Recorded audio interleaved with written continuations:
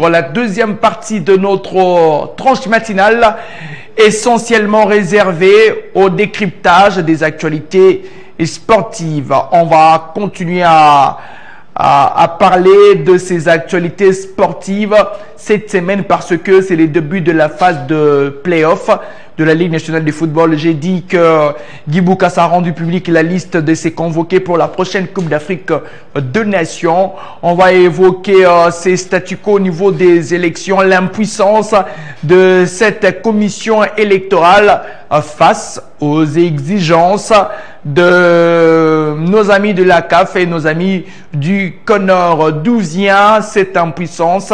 N'est-ce pas que cette commission est indépendante? Les experts ici sur ce plateau vont nous en dire un peu plus sur cette question liée aux élections au niveau de la Ligue nationale de football, au niveau de la Ligue nationale de football féminin, mais surtout au niveau de la FECOFA, parce que il est prévu dans presque, je dirais, un mois, fin mai, début juin, les élections au niveau de la FECOFA. Mais qu'est-ce qui bloque? C'est ça le problème. L'Ikambaba élection Oyo. Les experts seront ici avec nous pour parler de ces contours et de ces probables freinages. Mesdames et messieurs, on va prendre une transition, mais tout en vous disant encore de rester avec nous parce que la deuxième partie sera encore plus électrique que la première. Et je vous ai promis que dans cette deuxième partie, nous parlerons sport. Elle sera encore plus électrique que cette deuxième partie. On va débuter avec la phase des playoffs de cette 30e édition de la Ligue nationale de football. Tout débute aujourd'hui. Le programme a été déjà donné avec les 12 équipes qualifiées pour cette phase des playoffs. Le match qui vont se jouer à partir de cet après-midi, il y aura ici à Kinshasa l'AS Maniema Union qui va recevoir Ange Vert, le Santola Lupopo, Ostati Bassamaliba, le football club Tanganyika et puis les Aigles du Congo vont jouer la formation de l'AS Vita Club. 3 affiches pour lancer la phase des playoffs. J'ai avec moi ici les experts Geneviève Columbu-Nadio et aussi Monsieur Désiré Rex Oamba. Bonjour monsieur et bienvenue. Vous allez bien? Bonjour Cédric Mepataille, ça va? Malgré les embouteillages de magasins, éléphants et tout, c'était éléphantesque, je peux le dire, mais je suis venu. Et je pense qu'on va parler du sport. Monsieur Oamba, vous allez bien? Très bien, merci. Je pense que vous aussi, vous allez très bien. Bonjour en plus à tous les téléspectateurs de cette belle chaîne et surtout à tous les amoureux de sport en général et de football en particulier. Et il y a juste un petit réajustement à ce qui concerne le calendrier de la Ligue nationale de football division 1. Aujourd'hui, il y aura 4 matchs à la place des 3 matchs parce que tout puissant Mazembe sera face à la formation de Don Bosco. Merci, parce que vous nous avez rajouté sur ce que nous n'avons pas dit. On va commencer avec vous, monsieur. L'AS Maniema Union va débuter. C'est un parcours en fanfare lors de la phase classique. Mais malheureusement, après avoir déploré cette manière de faire de la FECOFA sur le choix de 2 sites, on se rend compte, c'était les bruits des tunnels. Maniema Union va jouer à Kinshasa. Les réclamations n'ont pas tenu. Cette fois-ci, la Ligue Foot n'a pas cédé aux caprices de clubs qui réclamaient autre chose que la décision qui a été prise au mois de février. Et moi, je pense que c'était une réclamation logique, mais après, dans le contexte actuel, il fallait quand même être réaliste parce que aller Maniema Union, oui, ça peut se faire, mais actuellement avec le flou aérien, tout ce qui va avec, c'est vraiment difficile. Et pour que le championnat puisse aller jusqu'à son terme, jusqu'à la fin, il était vraiment judicieux de chercher une formule qui va permettre à toutes les équipes de jouer, qui ne puissent pas avoir de forfait ou de report, qui va bénéficier aux uns ou aux autres. Et moi, je pense que c'était vraiment un choix judicieux et il faut revenir toujours à la raison. On a vu un message des supporters de Maniema Union demander aux dirigeants du club d'accepter de jouer la Ligue de foot parce qu'il restait que Maniema Union. Sangamba a fait une marche en arrière. Tanganyika a aussi été la première équipe à les faire. Et après, allons jouer. Donc moi, je pense que le football aujourd'hui, oui, les terrains comptent, mais après, le football professionnel, vous pouvez gagner aussi en dehors. Aujourd'hui, Maniema Union était premier dans le groupe B avec 43 points. La plupart des rencontres livrées, c'était pas dans son stade, c'était ici à Kinshasa, où il a malmené les équipes quinoises. Et moi, je pense qu'avec cet élan, il faut toujours aller. Et Magné Magnon, ça reste quand même l'une de grandes équipes actuellement de football congolais. Et moi, je pense qu'il va vraiment sortir la tête de l'eau. Et pourquoi pas aussi rendre la vie difficile aux équipes quinoises ou aux toutes les équipes pour terminer dans le top 3 du classement de la Ligue nationale de football division 1. Est-ce un échappatoire pour cette formation de Kindu qui a joué la Confédération, la Ligue des champions africaine ici à Kinshasa, mais Magné Magnon ne voulait pas jouer l'entièreté de ses matchs à domicile ici à Kinshasa? Est-ce que c'est une pression supplémentaire pour cette formation ou ben voilà, c'était un faux fouillon? Bon, une pression supplémentaire, je dirais oui. Un faux fouillon, non. Déjà que vous vous souviendrez, vous avez évoqué le contexte de la Ligue des champions ici à Kinshasa. Vous verrez comment est-ce que Magné Magnon a joué dans des stades quasiment vides. Tu étais là sur terrain, tu voyais comment est-ce que Magné Magnon bénéficiait d'un groupuscule de supporters à l'Asie Léopard. Imaginez-vous si Magné Magnon jouait par exemple à Kindu, l'apport, le soutien serait autre. Et l'équipe aurait joué un football autre que celui livré ici à Kinshasa face à des équipes comme Mamelodi Sundowns, le Raja, AS FAR. Vous vous souviendrez que ce match-là a été le match à leur portée. Ils ont échappé belle, de justesse. Déjà, ils étaient à quelques doigts d'obtenir une victoire face à l'AS FAR, face à Mamelodi Sundowns. Et donc, je pense que Magné Magnon, sa revendication était légitime, oui je dis, parce que vous êtes mieux informé que moi que Mazembe et Lupopo, les concurrents directs de Magné Magnon en plus de Vita Club, vont jouer à Kinshasa. Et à Lubumbashi sera à domicile naturellement, ils auront leurs supporters avec eux. Et donc, jouer dans un terrain aussi hostile que Kinshasa ne présage pas vraiment de belles choses pour l'équipe qui se veut concurrent. Parce que l'année passée, quand Magné Magnon partait en Ligue des Champions, Magné Magnon gagnait Mazembe à Kindu. Le match aller à Lubumbashi était en défaveur de Magné Magnon. Donc, ce sont des facteurs qui entrent en compte. Cette année, Magné Magnon, depuis d'ailleurs 2 ans, Magné Magnon bat toujours ASV Club. Donc, je pense que c'est une série de plus de 5 victoires sur les 6 derniers matchs. Et donc, Magné Magnon sait très bien non seulement voyager à Kinshasa, mais aussi bien accueillir ses concurrents à Kindu. Donc, ici, il y aura une ASV Club révigoré, il y aura un Daklé Monté Mapembe totalement transfiguré, il y aura le Popo qui viendra aussi avec des ambitions hautes, il y aura un Tanganyika de l'autre côté. Donc, Magné Magnon veut vraiment être sur ce garde. Je pense que à ce niveau-là, Magné Magnon avait raison pour avoir en tout cas l'apport du 12e homme kindusien, parce que c'est toujours important de jouer ce soir. Mais je pense que avec l'autre paire de la manche que j'ai évoqué dans mon argumentaire, c'est que Magné Magnon voyageait bien ici à Kinshasa. Magné Magnon a gagné Vita. Magné Magnon s'est défait de a gagné d'ailleurs aussi à Anvers, ouais. Donc, je me dis bien que il connaît le terrain. Il connaît les terrains. Il connaît les terrains, donc ils n'ont qu'à jouer. C'est pas une petite équipe. Actuellement, Rex l'a dit, Magné Magnon se classe parmi les 4 challengers sérieux dans ce playoff.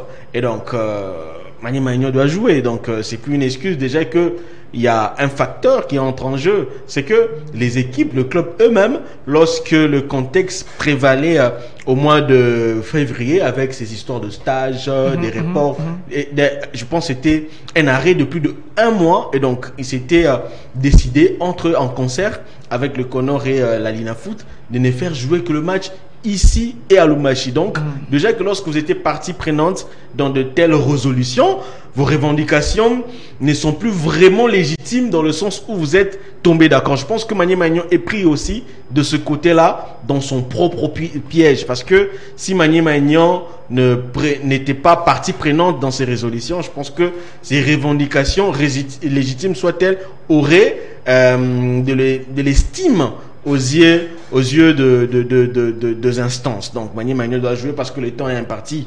Donc il y aura plus d'1 mois à jouer, et donc ce sera une routine infernale pour tout le monde. Alors, l'équipe qui aura de ressources nécessaires, que physiques, que psychologiques, va sortir la tête du lot.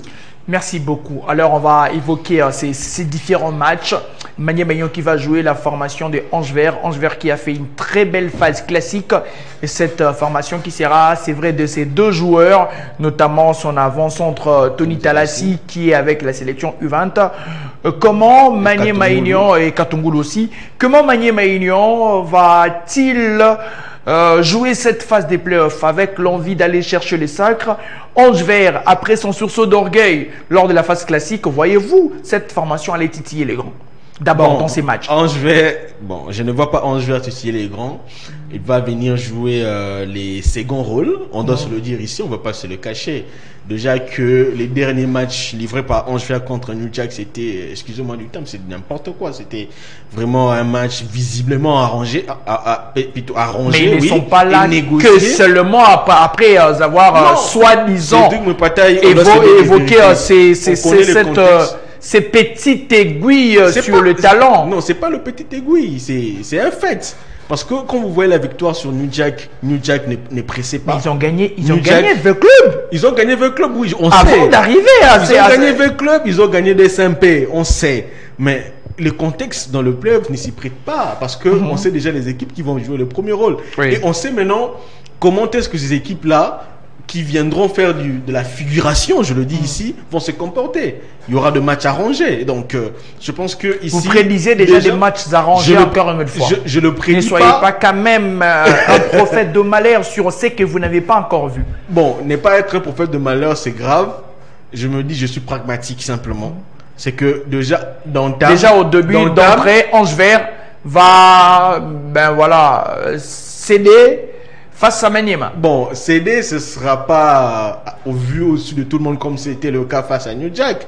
Mais dans le fond, je me dis déjà... Ange Vert ne fera pas le poids. Ne va pas faire cadeau à Ange Vert. Et donc, au fil du temps, on verra comment est-ce que le match deviendra aussi facile qu'il ne le sera au début. Parce que au début, ce sera vraiment de match un peu âprement disputé. Manier Maignan sera face à une très belle équipe de Ange Vert. Je ne le néglige pas en tout cas, mais les contextes en fait pour des équipes comme Manier Maignan qui veulent à tout prix revenir en Champions League, ils vont jouer sur tous les tableaux. Le football club Les Aigles du Congo face à l'AS Vita Club, c'est le choc de ces débuts de playoff. Les Moscovites en difficulté, une seule victoire enregistrée en 2025 et lors de cette manche retour de la phase classique, ils ont perdu 2 fois. Parce que ces matchs s'est joué 2 fois contre les Aigles du Congo. D'abord à 17h et puis à 8h, c'était les mêmes scores.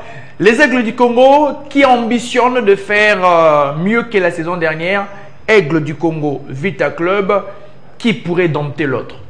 Je pense que pour la petite histoire, ces deux équipes vont se croiser pour la 6e fois de suite. Et déjà, les Aigles du Congo a 2 victoires sur l'ASV Club. L'ASV Club a 1 victoire et 3 matchs nuls de partage ces 2 formations. Mais après, au regard de saison en cours, c'est que les Aigles du Congo ont réalisé et supérieur à l'ASV Club. Aujourd'hui, on sent que la sérieuxité prime au-dessus des aventures ou de problèmes. Les Aigles du Congo est bien partie favorite sur papier comme une équipe qui est capable de battre l'ASV Club. Mais après, on s'est dit que aujourd'hui, l'ASV Club ne fait plus vraiment peur. L'ASV Club n'est plus vraiment le club qu'on connaissait avant. Mais on peut se dire ça, c'est une autre compétition. On oublie la phase classique parce qu'ils sont qualifiés, ils l'ont mérité tant soit peu. Mais là, le club peut sortir ses griffes. Les compteurs sont à 0. On pensait qu'après la victoire de AC Kouya, l'ASV Club allait enchaîner avec des victoires ou de belles prestations. Mais après, on a vu comment est-ce que l'ASV Club a perdu le match qui suivait.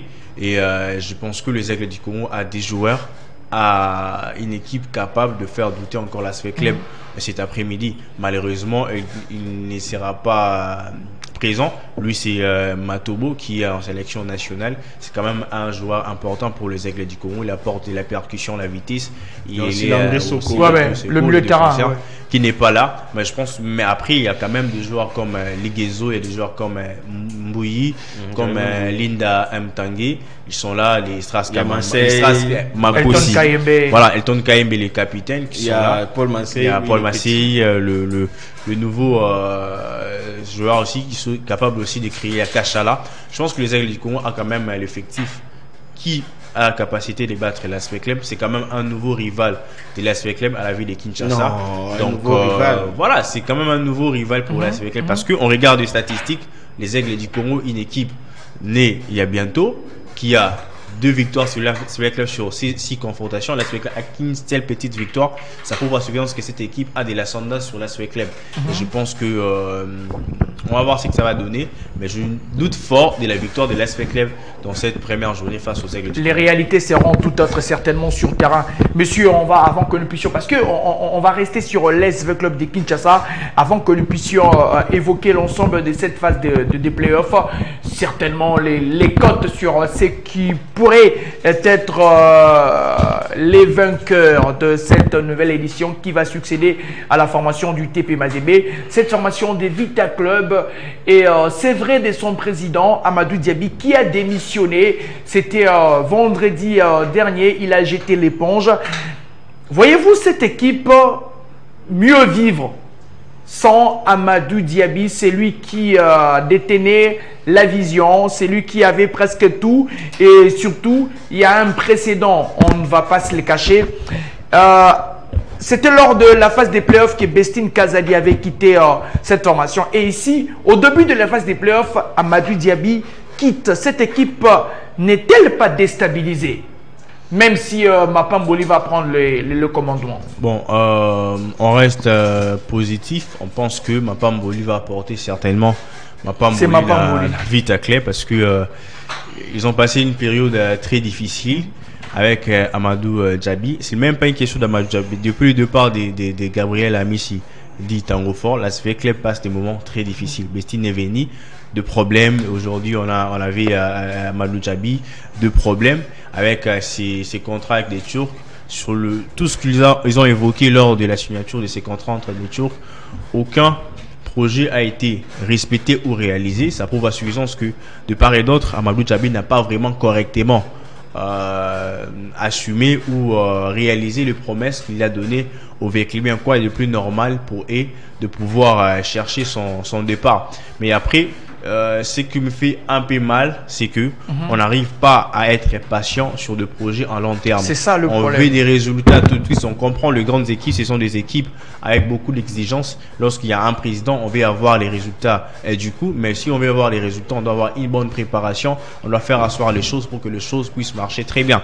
Ce qui ne se fait pas avec l'Aspect Club, parce que de 1997 jusqu'à aujourd'hui, l'Aspect Club va connaître son 19e président. Alors du côté de tout puissant Mazembe, c'est le seul président qui est là depuis 1997, donc ça va faire 28 ans que Moïse Katumbi est là, et vous sentez que il connaît très bien l'équipe, il connaît le problème, il connaît là où la maison sointe, il est en train de pouvoir arranger. Voilà pourquoi Mazembe est Mazembe aujourd'hui. Mais lorsque les équipes comme l'Aspect Club, des SMP, on change de président chaque année, chacun vient avec sa vision pour faire asseoir une vision. Ça ne fait pas d'un claquement de main comme ça et puis ça marche. Non, il faut que les choses puissent aller progressivement. Présenter un projet en court terme, présenter un projet en long terme pour que les choses puissent aller bien. Donc c'est un homme qui est là provisoirement pour guider l'Aspect Club jusqu'aux élections prochaines.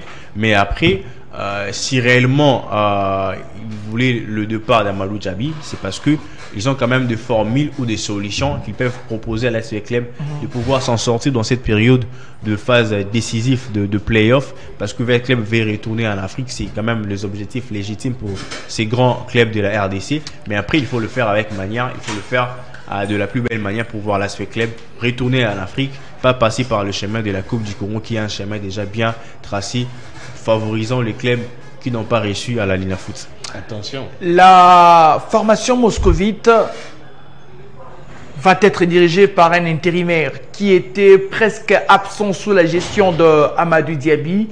Il se pourrait qu'il y avait de guerres en interne entre eux. Et lui va gérer cette équipe. Diaby parti. Nous sommes dans cette phase des playoffs. Cette équipe aura-t-elle cette faculté de se relever? Si avec Amadou c'était un peu mi-figue mi-raisin, pensez-vous que ça peut aller après le départ des Diaby? On va voir, parce que ce que Vita connaît cette année, c'est la configuration de scénario vécu l'année passée sous Bestine Kazadi. Et là, Diaby, c'est le remake. Le remake. Et donc, on donnait l'impression que Bestine Kazadi, c'était elle le problème. Or, le problème était ailleurs. Quand Vita perdait le match lors de la phase classique, je me souviens très bien, Vita avait connu 6 défaites, comme ça a été le cas cette année. D'ailleurs, cette année, Vita a connu 8 défaites. Et donc, ils sont venus au play-off, croyant que Amadou Diaby viendra avec la portion magique de faire shifter l'équipe. Or, la réalité sur le terrain, c'était autre chose. Vita Club a terminé 5e en play-off. Et donc, cette année... Mais heureusement que Amadou était clairvoyant. Il est passé à la vitesse supérieure, faire jouer son équipe, la Coupe du Congo, pour que Veuve Club soit africain. Bon, pour que Veuve Club soit africain, c'est le chemin, comme la directe, c'est le chemin le plus court. Oui. Mais je pense qu'en ce moment-ci, cette année, avec toute le considération, avec tous les intérêts qui vont accompagner cette Coupe du Congo, je ne pense pas que ce sera facile aussi à gagner. C'est pas gagné d'avance. Et je me dis, Vita Club viendra avec le même démon cette année au playoff, parce que l'équipe qui a souffert lors de la phase classique et celle qui va encore venir jouer ces playoffs. Et donc, je me dis que le problème de Vita Club, au-delà de guéguerre, au-delà des conflits intempestifs qui dérangent l'équipe, il y a aussi ces problèmes de l'effectif, la qualité de l'effectif. C'est quoi l'effectif de l'ASV Club? C'est sur 4 ans, je dirais sur 3 ans, Vita Club connaît un ballottage quasi défavorable en termes de la qualité d'effectif, parce qu'on va nous dire que voilà, c'est que Amadou Diaby qui bloquait tout, ses problèmes avec le Conseil suprême faisaient à ce que l'équipe perde grâce à l'apport ou soit à l'implication métaphysique. Mais je me dis, mais le métaphysique ne fait pas gagner toujours de coupe. Ouais.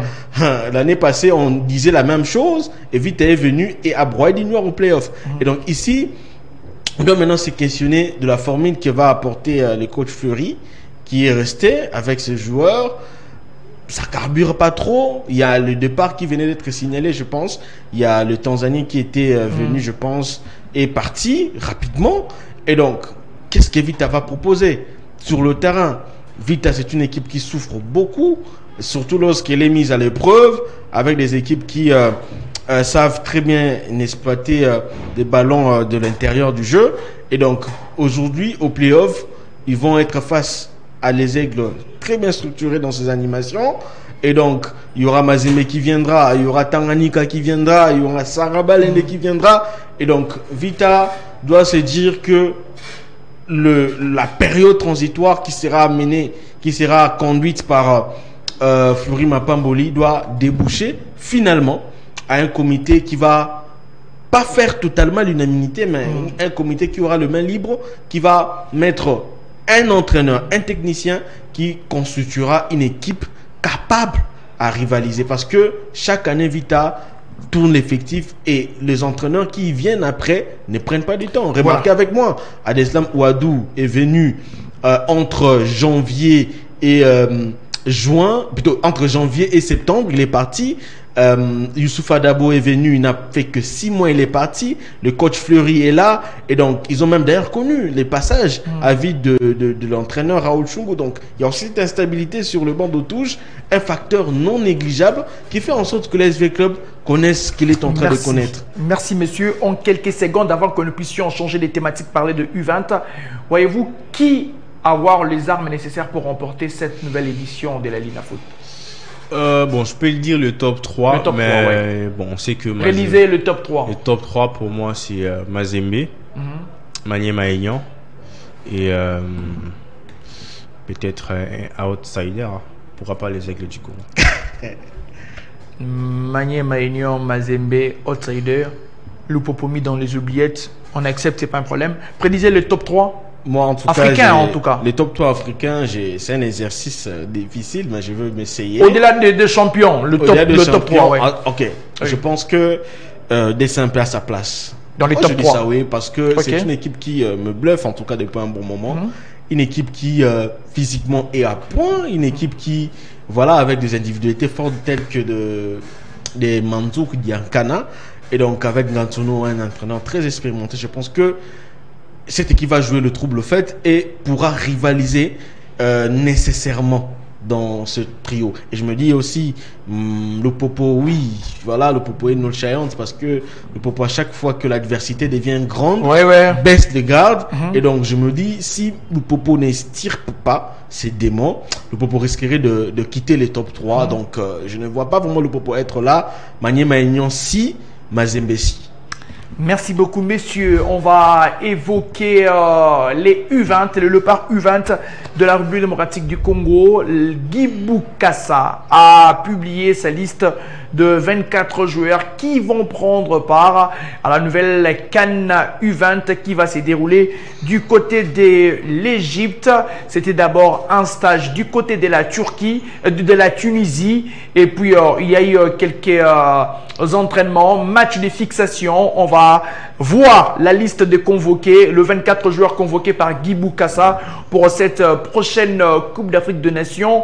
Messieurs, on retrouve près de 13, je dirais 13 ou 14 locaux qui sont sur cette liste de Guy Bukasa. Je vais très rapidement citer quelques joueurs. Nous avons Tutu Ryan de Strasbourg, Bopaka Johan de FC Bâle.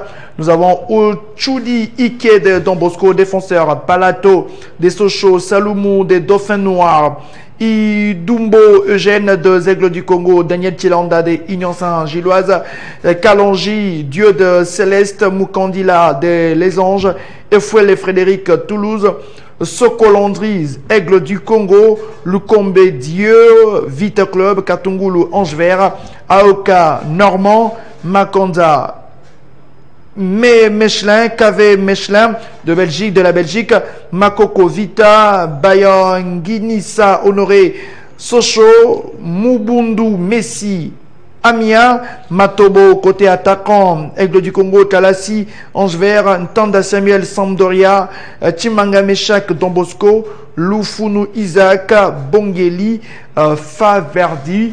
Messieurs, comment vous avez trouvé cette convocation de Guy Bukasa? Une convocation avec deux joueurs, c'est mixage. On a retrouvé ceux qui ont gagné le tournoi Unifac.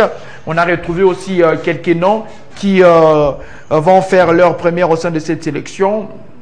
Une liste qui peut nous offrir des bonnes choses, sachant qu'il y a la canne de but pour les Léopards le 2 mai. Moi, je pense que dans cette liste, il y a des talents. Il y a des joueurs qu'on a l'habitude de voir ici à la Ligue nationale de football Division 1. Il y a des joueurs qui ont participé au tournoi Unifac, que j'étais présent à Brazzaville. J'ai vécu en live ces tournois. J'ai vu des joueurs comme Tony Talassi, marqué de buts somptueux. Lui, malheureusement, qui ne sera pas avec son équipe des AF Ange Vert dans ses débuts de play-off, mais quand même c'est quand même un attaquant à qui on peut compter. On a vu ce qu'il a fait lors de la phase classique de la Ligue nationale de football Division 1, marqué contre des Sampé, ASV Club, aussi Renaissance du Congo, marqué subi face aux grandes équipes par son intelligence d'emplacement, par son intelligence de marquer de buts, par son intelligence de créer des occasions. Moi, je pense que c'est un atout nécessaire pour l'équipe nationale U20 de la République démocratique du Congo. On a des joueurs comme Matobo, sa vitesse est vraiment très très très importante dans cette compétition, et lorsqu'il va déborder, je pense qu'il va faire des bons centres à l'endroit de Tony Talas pour qu'il score. On a des joueurs comme Bongeli, 2 fois homme du match avec le tout-puissant Mazembe. La révélation d'ailleurs. 4 fois. La révélation faveur. Merci beaucoup. 4 fois homme du match avec le tout-puissant Mazembe, issu de l'académie de Seforbel. C'est vraiment un talentueux, pourquoi pas le futur pour toute raison, enfin, le joueur qui va porter les dossards 8 au tout-puissant Mazembe, au départ de ce qu'il est en train de donner sur le terrain. Il y a vraiment de bons joueurs, les joueurs comme Aoka, des Normand, qu'on appelle affectueusement Bellingham, vide sa taille, ce qu'il donne au milieu de terrain. Et ben, je pense qu'on a une très belle équipe avec des jeunes talentueux. On a Messi, des Amiens, Manitou, voilà. C'est aussi un excellent joueur qui évolue au niveau de la Ligue 2 du côté de la France. Moi, je pense qu'on a une richesse offensive, on a des arguments solides du côté de la défense. C'est maintenant au coach de chercher une bonne formée pour que nous puissions aller plus loin dans cette compétition et éviter ce qu'on a eu à faire dans 2 matchs de fixation, parce que depuis la dernière compétition, le dernier tournoi de l'INIFAC, on n'a pas pu gagner même un seul match. Et moi je pense que c'était le match qui a donné l'idée à l'entraîneur maintenant d'aborder cette compétition de la plus belle manière. Moi je pense qu'il n'y aura pas de truc, mais quand même le regret est l'absence de Oscar Cabus, qui devrait quand même apporter un peu plus sur notre équipe vu son expérience, son talent, et aussi il a eu à jouer avec de grands à l'équipe nationale de la RDC. Il pouvait quand même être un atout nécessaire, mais malheureusement le tout-puissant Mazembe n'a pas autorisé à son joueur d'être en sélection nationale. C'est tout à fait aussi logique, ils sont hors date FIFA. Mazembe aussi est engagé dans une compétition sérieuse qu'il voulait retourner en Afrique. C'est tout à fait normal de garder aussi ses pions nécessaires, de ne pas tout les laisser aller à l'équipe nationale. Ce qui veut dire, je pourrais m'imaginer que Mazembe est, c'est vrai, des talents, et un garçon comme Kabouiti ne pouvait pas partir et laisser cette ligne offensive du TP Mazembe être, c'est vrai, des talents. Alors, les convoqués sont là. Guy Boukassa, qui a commencé avec un stage au niveau de la Tunisie. Voyez-vous cette sélection de la RDC aller un peu plus loin dans cette campagne, sachant qu'on va jouer le champion d'Afrique, le Sénégal? Oui, je suis l'un de ceux qui croient fortement, parce que je me dis, le match de fixation livré par la RDC depuis novembre à Jeddah, Dakar, c'était le match qui ont permis à ce que Guy Boukassa trouve finalement l'équilibre nécessaire avec son groupe qui du reste est très homogène. Je me dis que sur cette CAN, il a renforcé que 3 secteurs de jeu. Je pense l'axe central avec Daniel Chilanda. Il a ajouté Noah Makanza aussi. Il a ajouté, je pense, Katungulu, donc des joueurs qui n'étaient pas avec lui depuis novembre, pour ne pas parler d'octobre. Et donc, l'équipe est homogène actuellement avec le stage organisé au Sénégal. Ça a donné, en tout cas, de l'essence nécessaire sur cette équipe. Parce que, si vous voyez le stage livré au Sénégal plutôt, c'était un stage durant lequel l'équipe a une victoire et un nul. Non, une défaite et un nul. Une défaite, oui, une défaite et un nul. Ouais, c'était des confrontations durant lesquelles on n'a pas eu de victoire, c'est ça le problème. Accusé beaucoup de problèmes, surtout sur le plan défensif. Oui, c'était vraiment calamiteux dans l'axe et voire même devant la défense. Je pense que Guy Boukassa aujourd'hui, avec la venue de Chilanda, il peut avoir quand même cette facilité-là de sortir les ballons proprement de derrière et surtout avoir la facilité de stopper net des offensives. Parce que l'équipe sénégalaise, c'est une équipe pour moi que j'ai vue sur le terrain, une équipe qui évolue très bien avec des attaques placées et ils ont des attaquants, je pense, désolé, très rapides, très virevoltants. Et donc, la RDC aura quand même sur le zèle, il y aura Ferdinand Mukandela, oui, il y aura aussi Frédéric Efoulé, il est très important aussi sur cette équipe-là. Il y aura Honoré Bayangissa, je pense, devant la défense, c'est un très bon meilleur récupérateur. Il va être nécessaire et important, surtout dans la récupération de plusieurs ballons et permettre à l'équipe de maintenir en tout cas l'équilibre entre le 3 compartiments. Il y aura aussi, je pense, Manitou, un gars à surveiller qui, pour moi d'ailleurs, était très mal utilisé lors du stage de Sénégal par Guy Boukassa. Boukassa l'a mis comme milieu excentré droit, alors que avec un Manitou beaucoup plus à l'intérieur du jeu, dans l'entrejeu, il est très intéressant avec son organisation. Il sait très bien structurer et livrer des très belles palettes à ses coéquipiers. Et je me dis, si Boukassa tentait en tout cas une attaque Bongeli, Matobo et Talassi, ce sera en tout cas une ligne de feu, parce que voilà, Axel Kayombo, qui était pour moi celui qui pouvait porter l'équipe, ne sera pas là. Il a été aussi retenu par son club de Lausanne, Lausanne-Louchy en Suisse. Il est meilleur buteur de l'autre côté, donc l'équipe n'a pas voulu le libérer. Et voilà, on peut toutefois compter sur Talassi qui est resté timide sur 4 matchs avec la sélection, mais il peut toutefois surgir et sortir le grand jeu. Matobo qui est vraiment vacillant, depuis un très bon moment avec la sélection, ça ne carbure plus trop. Et voilà. Mais même aussi avec les aigles, pas trop influent, surtout. Dans le jeu, oui. Et donc je me dis que s'il partait avec Tonda et sacrifier Matobo, Tanda Bongeli, je sais que ce sera une attaque avec deux gauchers, oui, mais avec la percussion, surtout que Tanda est très bon aussi dans de variations de schéma de jeu. Si par exemple Boukassa passé à un 4-4-2 à plat, il peut utiliser Tanda comme étant un avant-centre de soutien. Il sera très intéressant en fixation pour que Denis Talassi, avec son agilité, soit plus libéré dans l'axe. Et donc, je me dis, il a vraiment une pléiade de profils intéressants dans son groupe. Et donc, à lui en user en bon escient, en tout cas. Voilà. Ça fait un petit moment que cette sélection est en train de jouer.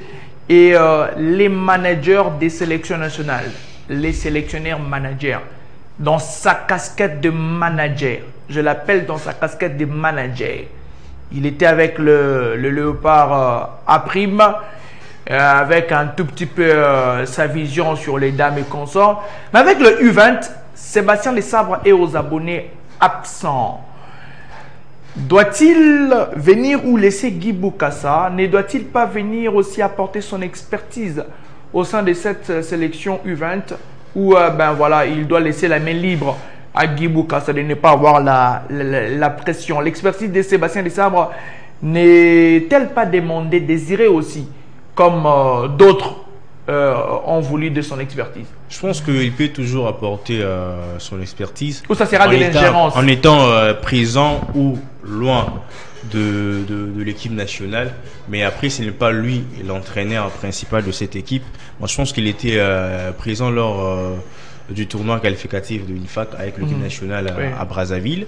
Et je ne sais pas la raison pour laquelle il est absent avec le U20. Peut-être qu'il va rejoindre l'équipe, mais ce n'est pas lui l'entraîneur principal. Donc Guy Boukassa est le chef d'orchestre de son équipe. C'est lui qui donne... Non, c'est voilà. Guy Boukassa peut le solliciter ou il peut venir dans sa casquette de manager. Il est le manager des différentes sélections. Il a un œil, il peut inspecter. Bien sûr que oui. Donc je disais, il peut le faire en étant présent ou loin du terrain. Mais on ne sait pas dire vraiment est-ce Guy Boukassa a sollicité ou pas ses services pour amener un peu plus loin cette équipe de la RDC dans cette compétition. Mais ce qui reste là et que c'est Guy Boukassa. Donc la défaite ou la victoire, on va s'en charger à Guy Boukassa parce que c'est lui qui a accepté de prendre en charge le staff technique de cette équipe nationale de la RDC. On lui laisse finir avec ce qu'il a commencé. C'était une belle participation au tournoi INIFAC. On a remporté la coupe et on est qualifié à cette CAN. Et là maintenant, il n'a pas fait de bons résultats pendant le match amicaux et nous sommes dans la compétition. Donc moi je pense que ce qui est le plus important, ce sont le match officiel. Et là maintenant on va voir de quoi il va être capable parce que le demain ici on va affronter le Black Star du Ghana. On sait tous que ce sont aussi des équipes d'âge qui sont aussi très forts. Mais de l'autre côté, voilà, de notre côté aussi, on a sur papier, on a des jeunes qui sont capables de pouvoir renverser la tendance, créer la sensation comme ils ont fait d'ailleurs avec l'effectif amoindri, l'effectif réduit, mais ils ont quand même eu à remporter la coupe. Et aujourd'hui, on a au total tous ces joueurs et je pense que on doit encore être de plus en plus motivé parce que c'est après je pense 20 ans ou combien d'années on n'a pas participé, 13 ans on n'a pas participé à la CAN et on n'a jamais remporté cette compétition et pourquoi pas avec cette génération des Tony Talassi, des Matoubou et autres de remporter cette coupe. On a vu Désiré l'a dit lors de ces tournois UNIFAC, la présence de Sébastien Desabre était un boost et puis il y a eu le trophée. Ça fait un temps qu'il n'est presque pas avec cette sélection. C'est vrai qu'il n'est pas appelé pour être avec cette sélection. On ne va pas polémiquer là-dessus. Mais n'est-ce pas que l'expertise de Sébastien Desabre est vivement souhaitée dans cette sélection où Guy Boukassa avait endossé la charge? Desabre, c'est avec le A, le U20, qui sont certainement l'avenir de la sélection A de la RDC. N'est-ce pas que Sébastien Desabre peut venir placer, je ne sais, un mot, donner un peu son sens managérial parce que ce sont les joueurs qu'il aura besoin peut-être dans le futur dans cette sélection. N'est-ce pas que Desabre pourrait aussi, je suis au conditionnel, venir et bien inspecter cette sélection, pourquoi pas insuffler quelque chose à Guy Boukassa parce qu'il a fait avec Otis et les autres? Bon, venir, c'est normal parce que voilà, Ou c'est une question de budget? Le gouvernement n'a pas peut-être mis un budget. Il a Mondial Sport avec lui, il peut préfinancer le gouvernement. On va fermer la parenthèse. Allez-y, monsieur. Et oui, là, c'est que des sabres, d'après mes informations, serait pas en odeur de sainteté avec Bokassa. Je dis bien serré. Parce que même que j'aurais appris que Sébastien Desabre aurait, en tout cas, suggéré à Bokassa d'avoir dans son staff technique Raphaël Amidi, comme il avait fait avec Otis Ngoma. Vous connaissez Bokassa, c'est un monsieur un peu autoritaire, il est un peu dictateur. C'est vraiment le prototype de Christian Tsengi Biembe, donc il est de son école d'ailleurs. Il fut son adjoint en 2019 avec le U23, et donc il a carrément refusé. Je me dis que, et aujourd'hui, contrairement aux autres, contrairement au Otis, on doit appeler les chats par son nom. Guy Bokassa se veut autonome dans la gestion de son équipe nationale. D'ailleurs même, je vais vous surprendre aujourd'hui avec une nouvelle rocambolesque, c'est que Guy Bokassa, quand il est arrivé, il a trouvé un staff technique lui légué par les détenus Loussadoussou, mais il a presque tout chamboulé à sa façon. Il a mis out Trésor Milenga aujourd'hui, qui est devenu frustré, qui à chaque fois dénonce les 10% sur son Instagram. Tu peux faire un tour, tu verras les postings. Lui qui était à tout moment avec ses binationaux. Il était au forum Moula avec eux, mais Bokassa avec Régie Tiabanfoumou, ils ont un agenda avec lequel ils sont en train d'explorer les binationaux. Parce que on doit aussi se le dire que de ces côtés-là, comme des sabres avec le A, qui a son agence Mondial Sport, Bokassa aussi bosse avec son agence Yacht Sport, l'agence de Régie Tiabanfoumou. Et donc, à ces niveaux, il y a un conflit d'intérêts. Et donc, Bokassa ne voudra pas que des sabres entrent dans son plaque-bande pour dicter les lois, parce que lui aussi, il a... Mais il ne viendra pas dicter les lois, il viendra inspecter, il viendra donner son avis pour dire que, Bokassa et des sabres ne sont pas en odeur de sainteté. Mais ça parle nation. Ça parle nation. Il a d'ailleurs fait ça depuis le début, depuis 2023. Je me souviens bien, lorsque Bokassa prenait la sélection en juin pour préparer Fatih Cup, des sabres étaient avec lui à Courant-Pova. Il était avec lui lors des Jeux de la francophonie, si je ne m'abuse pas, mais il était aussi avec lui à Brazzaville. Et donc, depuis lors, les ponts s'est coupés, naturellement, je ne sais pas, subitement. Et voilà, ça donne ce que ça a donné aujourd'hui. Mais je sais que par sursaut, des sabres pourrait être là, normalement pour voir le joueur, il va être avec eux, mais faire ce qu'il a fait à Brazzaville, je suis un peu dubitatif pour voir ça, parce que déjà si tu refuses à des sabres son adjoint, sachant que lorsque Amidi viendra, il voudra faire de la volonté de sa hiérarchie, et Bokassa aussi veut faire prévaloir son côté chef, son côté patron, et donc maintenant là, on va assister à de guerres qui ne vont pas arranger. Moi, je veux pas que ça n'arrive là. Et donc, aujourd'hui, on doit se dire que le joueur doit avoir une atmosphère déjà convergée autour d'un discours. Mais n'est-ce pas qu'ils vont être boostés par la présence des sabres? C'est très important. Des sabres serait-il une personne non grata? Bon, ne pas être une personne non grata, c'est un peu fort, mais je me dirais, pour les discours surtout, c'est pas vraiment intéressant que le joueur ait 3-4 discours, ça risque de leur embrouiller. Parce que déjà là, Bokassa a réussi à construire un groupe durant 3 ans, s'il vous plaît. Il a travaillé depuis Fatih Cup, avec des gars comme Ferdinand Mukandila qui était là avec lui depuis. Il y a Oscar Kabouiti qui pouvait être là, représenter la colonne vertébrale de son équipe qu'il a construite dans la douleur, s'il vous plaît. Bokassa n'est pas payé. Bokassa n'a pas un contrat. J'ai même vu le reportage de Papi Katassi sur la page de Genovic Mboa, que je salue d'ailleurs. Donc, il veut quand même garnir son CV. Il ne voudra pas que celui qui a un contrat s'en mêle de choses que, lui, il est dans des eaux paisibles, il est en train de poireauter. Il ne voudra pas que ça soit comme ça, donc il doit travailler. Parce que je sais que si Bokassa aujourd'hui arrivait à faire qualifier l'équipe, ce sera le moyen pour lui de réclamer légitimement un contrat. Parce qu'il sera le premier sélectionneur d'avoir qualifié une équipe masculine à une Coupe du Monde après cinquantaine ans après. Merci Donc, beaucoup. voilà. Monsieur, on va boucler cette émission avec cette dernière page. Les élections au niveau de la Ligue nationale de football, les élections au niveau de la Ligue nationale de football féminin, les élections au niveau de la FECOFA. D'abord, on aura cette lettre de nos amis de la FIFA qui nous renseigne. C'est une lettre depuis un certain 10 avril qui nous est parvenue. La FIFA, après avoir constaté et reçu des correspondances émanant de la CAF, je vais lire très rapidement. La FIFA a pris note que la CAF a été interpellée par différents candidats aux élections subdélégataires qui se sont apparemment plaints. J'aime cette nuance de contradiction entre les actes posés par la commission électorale sur de la commission des recours. Il ne nous appartient pas d'examiner le bien fondé de ces plaintes, mais dans la mesure où elles semblent relever des incertitudes, voire des dysfonctionnements au niveau des commissions électorales. La FIFA et la CAF estiment opportun d'agir à leur niveau. En effet, si les compétences respectives de deux commissions ne sont pas clairement délimitées, respectées, les bons déroulements des élections à venir pourraient être compromis. Il convient également de rappeler que la FIFA a déjà mis à disposition de la FECOFA des moyens financiers considérables afin de garantir la tenue d'élections régulières.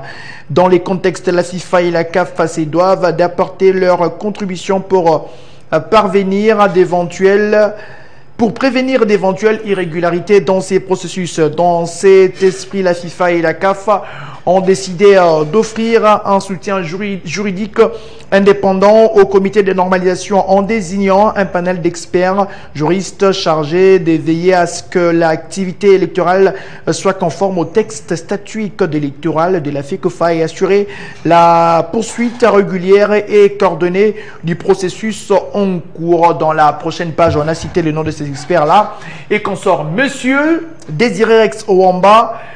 La FIFA a dit, on avait suivi tous la lettre de nos amis du Conor qui s'étaient plaints, disons qu'il y avait des tensions suite aux insultes via les réseaux sociaux et tout ce qui va avec.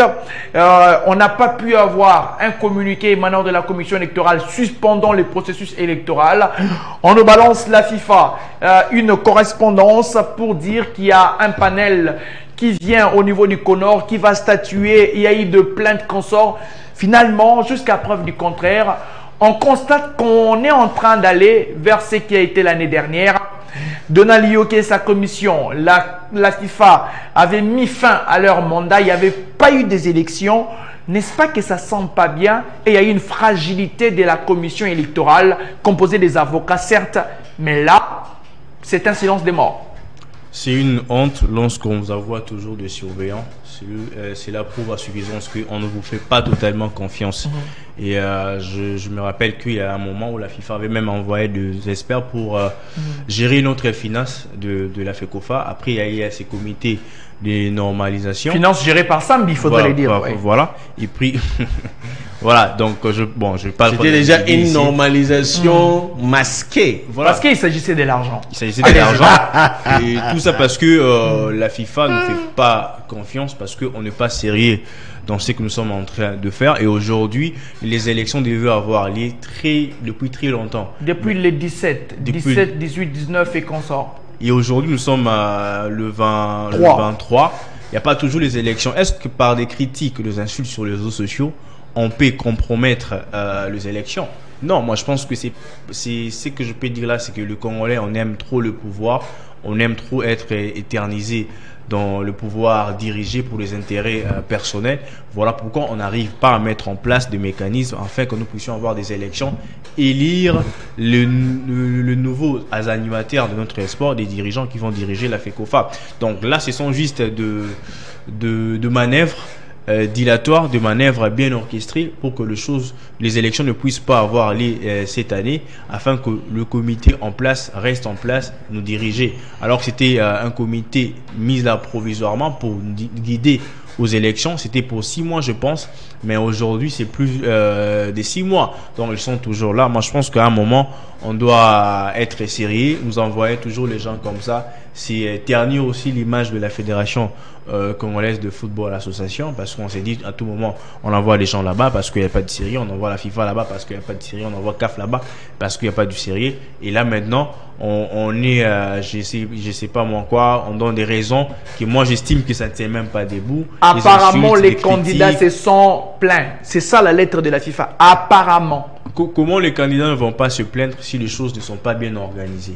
Donc lorsqu'on n'organise pas bien... Mais cependant, il y avait un calendrier, tout était mis en place. Les candidats qui se sont plaints, on n'a pas pu avoir la lettre. Les candidats qui se sont plaints, rien n'a été signalé. Et c'est au conditionnement, apparemment. Donc même la FIFA n'est pas sûre. Même la FIFA n'est pas sûre, mais le comité devrait nous éclairer sur ce sujet. Donc faire peut-être un point de presse ou un communiqué pour nous éclairer, c'est ce qui ne marche pas. Qu'est-ce qui bloque les élections? Qu'est-ce qui fait en sorte qu'aujourd'hui nous nous retrouvons avec des reports, parce que là maintenant on est en train de perdre du temps. On veut avoir des animateurs bien élus pour que nous puissions faire avancer les choses. Et ça décourage un tout petit peu le gens accorder encore de crédit à cette fédération ou au comité de normalisation. Monsieur Geneviève Lumbouenadio, il y a un problème. D'abord les silences de la commission électorale censée communiquer. Ils nous ont communiqué sur la procédure. Ils nous ont communiqué sur la validité des candidats. Ils nous ont communiqué. Mais depuis un temps, on n'a pas pu avoir une communication. On ne sait pas quand est-ce qu'il y aura élection, qu'est-ce qui bloque, qu'est-ce qui enfreint. Les problèmes d'argent, on n'en parle même pas parce que la FIFA a dit que l'argent est déjà à votre disposition. Et puis, il patatrac, il y a ces panels des experts et dans les coulisses, on me dira qu'il y a une contradiction entre ces panels des experts et nos amis de la commission électorale. Il se pourrait que nos amis qui sont dans la commission électorale ne veulent pas entendre quelques injonctions qui émaneraient de ces panels, notamment sur l'Iconor. Une nouvelle fois, la commission semble être fragilisée. La commission est déjà fragilisée, pour ne pas dire semble. Donc, c'est un fait. Parce que déjà, avec tout ce qu'il y a eu comme événement, tout ce qu'il y a eu comme péripéties, avec le recours, avec le report et tout ça, l'entérinement de candidature et tout ça, et la FIFA s'est vue dans l'obligation de déléguer le pouvoir de la commission électorale au panel d'experts. Parce que le panel d'experts, pour moi, je le prends comme l'IGF, dans le cas de l'IGF. Mais ils viennent constater, mais ils ne viendront pas remettre en cause. D'ailleurs, dans la deuxième partie de la lettre qu'on va nous proposer, je voulais vous lire une nuance très rapidement dans cette deuxième partie, dans la continuité. La FIFA est en train de nuancer. Merci beaucoup dans cette deuxième partie. Par ailleurs, nous tenons à préciser qu'il ne s'agit en aucun cas de remettre en question les processus en cours, mais plutôt d'apporter un appui. Je me limite par là. Bon. Ça, c'est une précision. Le panel ne vient pas aujourd'hui tout chambouler. Bon, c'est les Français. C'est la nuance, c'est la diplomatie. C'était important. C'est la nuance, la diplomatie. Donc, langagière, comme je le dis. Donc, à ces niveaux, la FIFA va nous berner avec ça, mais je me dis, dans le fait, ce ne sera pas le cas.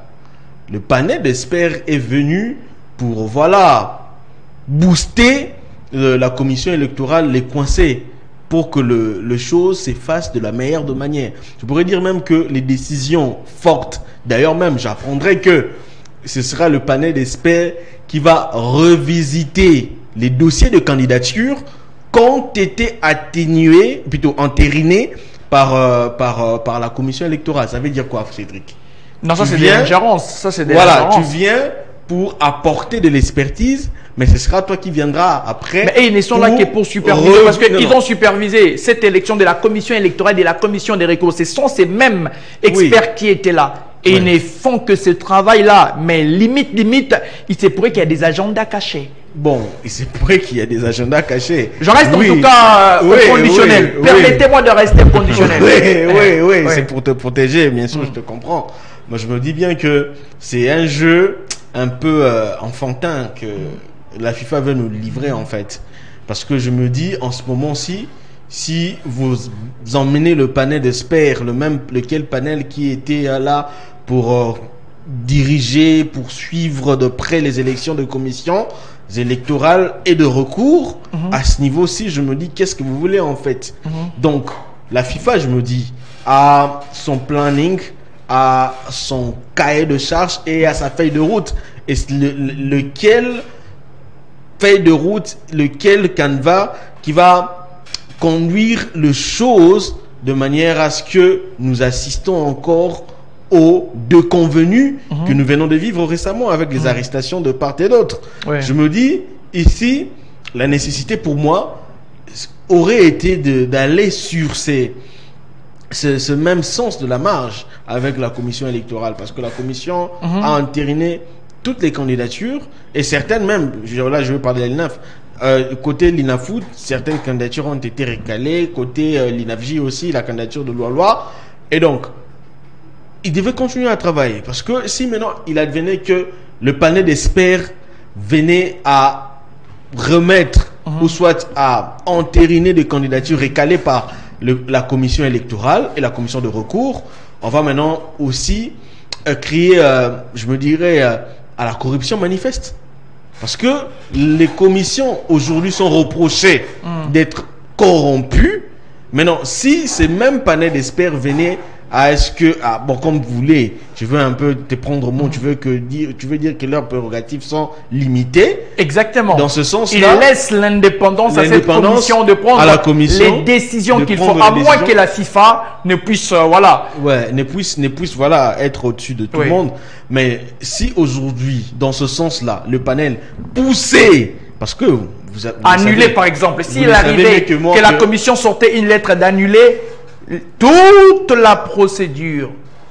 Bon, c'est simple, la FIFA va arrêter la procédure. Monsieur, et tout reviendra à zéro.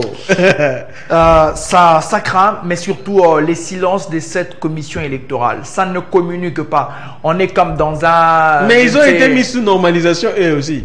Non, ils sont indépendants, ils ne vont pas être normalisés. C'est pendant cette commission, on devait avoir une correspondance, on devait avoir beaucoup d'éclairage sur cette question. Mais après, je pense que si peut-être on arrive aujourd'hui à revisiter le candidature et avec cette commission que vous prétendez être corrompue, moi je trouve ça c'est normal. Comment est-ce que les gens à qui on dit ils sont corrompus et ils ont validé les candidatures d'autres personnes en écartant d'autres personnes, si la FIFA vient avec ses panels de experts pour pouvoir réétudier ces candidatures écartées, c'est là réétudier, je voudrais une nuance. Ensemble avec la commission reste souveraine pour prendre les dernières décisions. Elle n'est pas souveraine. Si la commission était souveraine, on n'allait pas en voir des experts. Voilà. Lorsqu'on envoie les experts, parce qu'on constate qu'il y a des choses qui ne marchent pas normalement. Donc, mais dans cette lettre, la FIFA est au conditionnel. C'est vrai que la CAF lui a donné. Mon cher. Monsieur. Parce qu'on sent que vous ne faites pas des choses telles que ça doit être exécuté. Donc on vous envoie les experts. Les experts viendront vous montrer ici on doit faire ça pour que les choses puissent être bien. Déjà le fait d'avoir les élections en ce mois d'avril, on doit oublier. Moi je pense que peut-être ça sera le mois de mai ou juin, mais ça reste encore incertain. C'est dubitatif. Entre-temps, il y a de ceux qui se frottent les mains dans cette citation et puis veulent continuer. Je vais retrouver ces plateaux le mercredi prochain pour parler en long et en large sur ces sujets des élections. On m'informe, je dirais aussi comme l'autre là, selon mes câbles, il y aura une réunion aujourd'hui à 13h à la FECOFA entre ceux du CONOR, la commission des recours, la commission électorale et aussi ces panels d'experts, une réunion de clarification sur toutes choses, sur la vie de cette procédure électorale. Le mercredi prochain, je serai ici, sur ces plateaux, pour vous en dire un peu plus. À qui profitent ces silences de la commission électorale? Allons-nous assister encore à un nouveau scénario comme lors de l'année dernière avec la commission électorale dirigée par l'IOCO? Ici, sur cette table ronde, je reviendrai. Monsieur, merci. C'est à moi de vous remercier. Merci à vous, Cédric.